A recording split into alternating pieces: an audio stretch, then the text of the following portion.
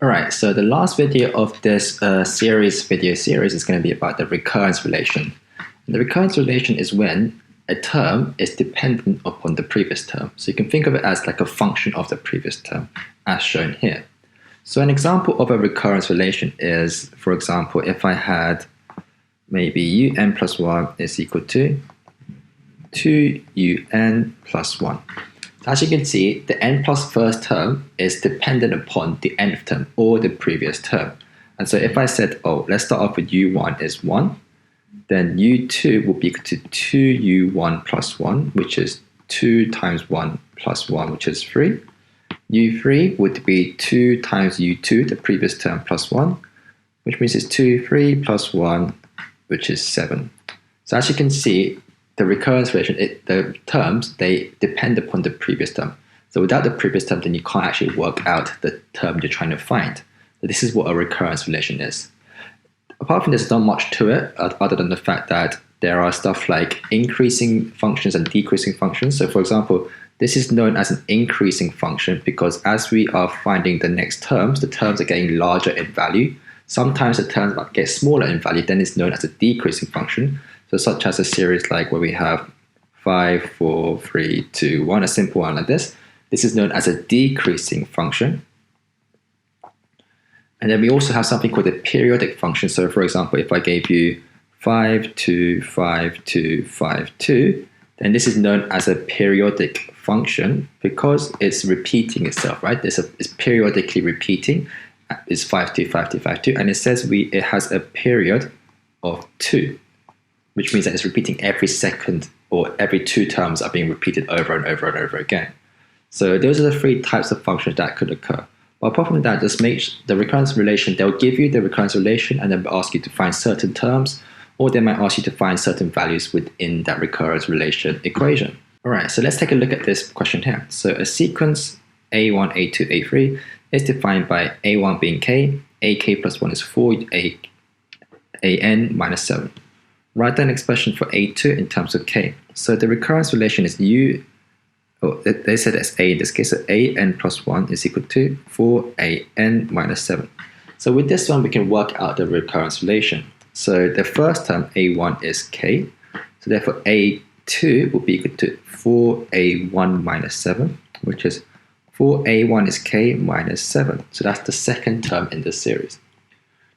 B, they're saying find a3 in terms of k. So a3 is just 4a2 minus 7. So it's going to be 4 times a2 we found in part A as 4k minus 7, which gives us 16k minus 35, like this. And they told us that a3 is 13, and they've asked us to find k in part C. So part C, 13 is equal to 16k minus 35. 48 is 16k, k is therefore equal to 3. So as you can see, actually solving the questions is not too difficult, right? Okay, let's just try one last question. So it says a sequence has the nth term an is equal to cos 90n degrees. Okay, so this isn't technically a recurrence relation because it doesn't require the previous term, but it's just a sequence with an nth term equation. So they said, find the order of the sequence. They're asking for the order, which is the same word as periodic order, right? So this can be a periodic function. So the way we can work out the order is just literally plugging in some n values. So let's start off with a1, which is cos 90, which is 0. a2, cos 90 plus times 2 is 180, negative 1. a3, cos 270, 0. a4 cos 360 is 1. a5 cos 450 is equal to 0. a6 cos 540 is equal to negative 1. So as you can see, now it's going to start repeating itself, right? Because these 4 are starting to be repeated by these 2 here, right? So it's going to be a period or an order of 4, because it's going to repeat every 4 terms like this. All right, B, that says find the sum of AR from R is 1 to 444. So find the sum from R is 1 to 444 of AR. Right. At first glance, this might seem a bit tricky, right? Because we want to work out the sum to the 444th term.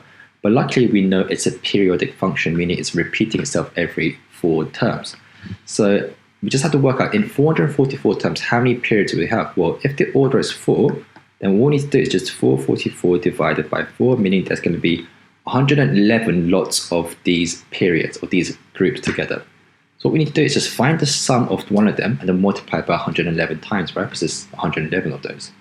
The sum of this is actually 0 plus minus 1 plus 0 plus 1, which is actually equal to 0 times by 111. So the sum is actually going to be equal to 0. So these type of questions, they might seem tricky to you in first glance, but it's just a very quick, there's a very quick or easy way of actually solving these. So just try and recognize what type of function it's going to be and try and recognize, oh, is there a quicker way I can solve it? But apart from that, the recurrence relation, there's nothing much to it. It's just making sure you choose or you apply the right formula and find the right term.